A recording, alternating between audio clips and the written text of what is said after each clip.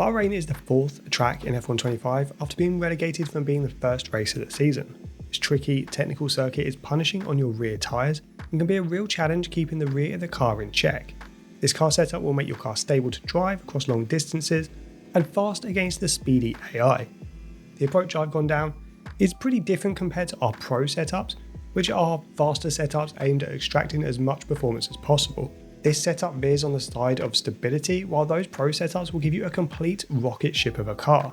If you do want to unlock the most amount of pace possible, I'd recommend checking the Pro setups out. But for now, first up is the Aero, and this is the first area of compromise at Bahrain.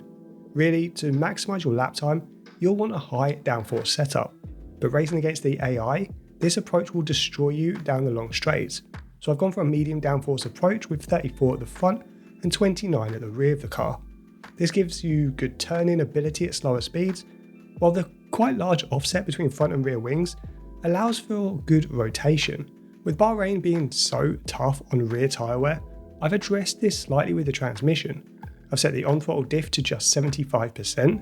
Again, in a true time trial setup, this will be much higher to extract more performance, but lowering it down will help with preventing wheel spin and keeping those rear tyre temperatures down. I've then set the off-throttle diff to 40%. We don't need it too low as we've got pretty good rotation from the Aero offset, so this can be more neutral.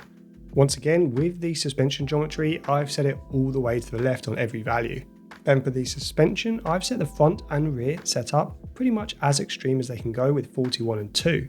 Then I moved the front ARBs up to 10 for slightly better stability and set the rear ARBs just to 19. Then the ride height of 22 and 48 keeps your car low to the ground to minimise drag. I've gone ahead and set the brake bars to 55% again.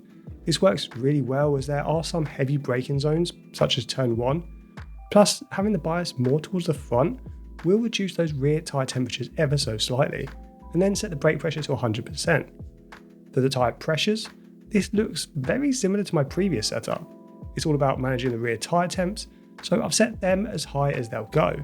Then I've lowered the front pressures slightly to 28.5 psi just to help maintain the correct temperature window. Then that will round out this year's Bahrain F125 car setup. This is probably the most technical circuit out of the first 4 races, and it's really tricky to balance all areas of your car setup. This approach that I've taken will tick a few boxes. It'll ensure you're fast enough in a straight line to keep up with the AI. You'll have a stable car to drive throughout a whole race, and I've mitigated as much tyre wear and temperature as I can. As always, let me know your thoughts in the comments below on this setup and how you're finding F125. If you're struggling slightly with this setup or with pace, I'd recommend checking out our Pro setups, which are created by our setup team of extremely quick sim racers. But for now guys, I hope you enjoyed this setup, and stay safe, stay sexy, and I'll see you on track.